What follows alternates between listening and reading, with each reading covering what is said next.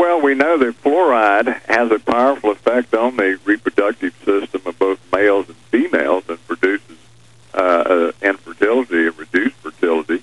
We know mercury does the same thing, so you're injecting children with high doses of mercury. We know that that also has a damaging effect on the reproductive organs. We know that a number of these agents that we're being exposed to affect fertility.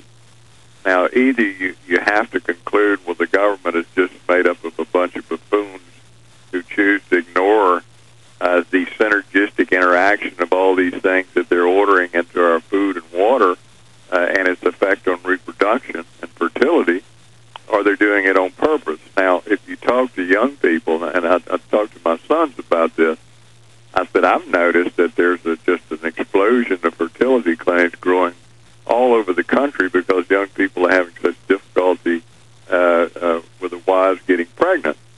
And he said, yeah, a number of his friends have had that problem because, you've either got to conclude, well, something else is in the air and the water and the food that's producing infertility for this sudden change in fertility of our young people, or possibly someone's doing this on purpose with this combination fluoride, mercury, vaccination, exposure, and glutamate exposure to reduce fertility. But I mean, Dr. Blaylock, you in the past on this show have read amazing quotes by the Rockefellers and in their own textbooks and documents where they admit they're eugenicists and wanted to create a medical tyranny to reduce the population. And then just recently, Eco Science, the textbook written by the White House science czar, John P. Holdren, about how they would implant us with devices to sterilize us, put drugs in the water, lower our libido and sterilize us, set up a planetary government to do this, eradicate the family, using the educational system as the wedge to start that.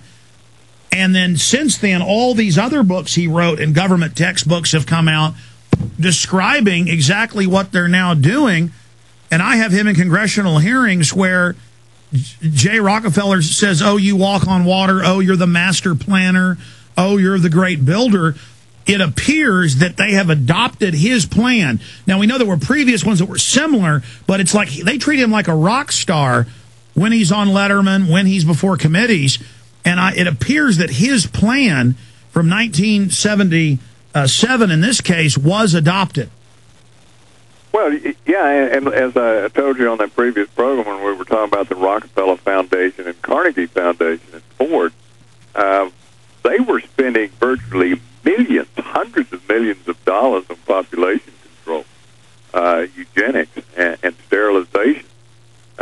And if you read their literature, I'm talking about some of the most powerful, influential people in society in the 1910, 1920 era, it was very open, this call for controlling a population and reducing the level of the unfit and people without social utility.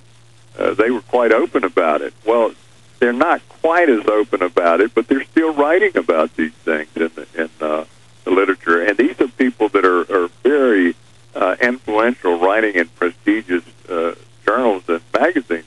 If you look at the group of papers collected by the Hastings Center, which Ezekiel Emanuel, Dr. Ezekiel Emanuel, the health czar for Obama, his papers are calling for this very thing, that we need to let the elderly die and stop giving them health care because they're an expense to the society and they have no right to live. Well, this was a very similar thing that we heard in the 1910s and 20s being funded on a massive scale by the Rockefeller and Carnegie and Ford Foundation.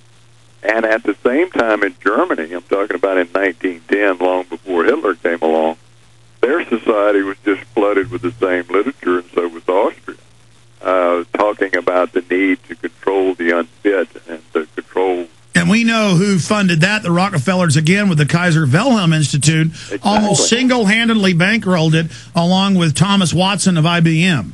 And much of their literature came from the United States. They were quoting the literature that was produced by the Rockefellers and the Carnegie. So Hitler grew up in a society that openly was discussing the need to eliminate the unfit and the people that were disabled. That's right. bill, Hitler thought the U.S. and England were going to join him. And that's why the King of England, Edward VIII at the time, was a Nazi, and Hitler was on Time magazine. And, man, he's doing a great job sterilizing and killing the retarded kids. And, my God, we need to have more of this here, and we can drug the water. And then they went underground, and now they're doing it to us. And the general public better wake up. Well, the problem with the average person is they're not reading what these people are writing, because they're openly writing about a lot of this now. The need to regulate and control society. If you read this health care bill, and I've read all 1,017 pages and analyzed various sections of it in detail, it is designed to eliminate the unwanted people. And it conforms exactly to this Rockefeller idea that certain people are not fit to live in society and they have no right to be here, and that governments should decide who has the right to live in the United States and who doesn't. I wrote a paper recently called Social Utility. Who should we let mom, grandmother, and grandpa live? Well, that I go through. Well, that's the thing. I want you to comment on that, but Daschle wrote a book saying if you're 60, you don't get eye surgery, you don't get brain surgery. And that's what they do in the socialized healthcare system. But that's the thing, is they write it. Emanuel's brother says it. The bill says we're going to do what this board recommends. And then you read what the board recommends, and it's what you just said. And then they lie and say we're not doing this. Just like they have bills introduced for compulsory service, and Obama wants it. And he's going to have the kids form up in front of him next week, literally with telescreens like 1984. Sure. And then now he's saying, well, what's wrong with that? I mean, sure. Dr. Blaylock, do you ever pinch yourself, even though you study this and expose it, that it's really happening, that these people really are in control? Well, it's happening so rapidly. You know, as I tell people, if you go back 40 years, you had a hard time getting a politician to admit he was a liberal. Well, now they proudly not only say they're liberals, but that they're far left. Most of the time on TV, they say from the left. Well, 40 years ago, 30 years ago, you would never hear a politician say he was from the left, because that's admitting I'm a socialist or a communist, that I'm a collectivist.